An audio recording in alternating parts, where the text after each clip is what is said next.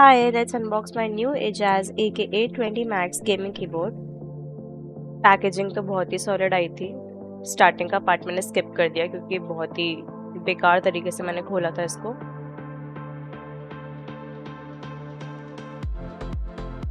The box has premium build quality and keyboard is wrapped around a good plastic cover. The box also includes transparent dust cover.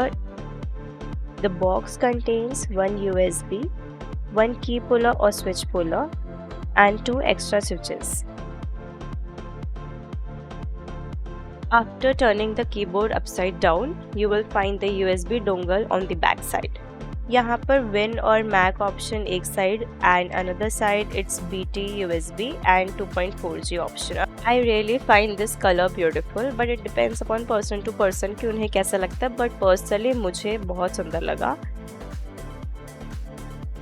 The keyboard's build quality is top notch, and while it's not aluminium, it feels solid with no cracks or pixels.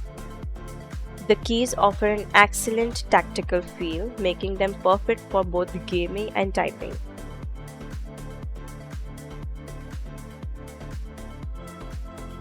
The metal knob on the top right is another highlight, offering smooth and precise volume control with a tactical click.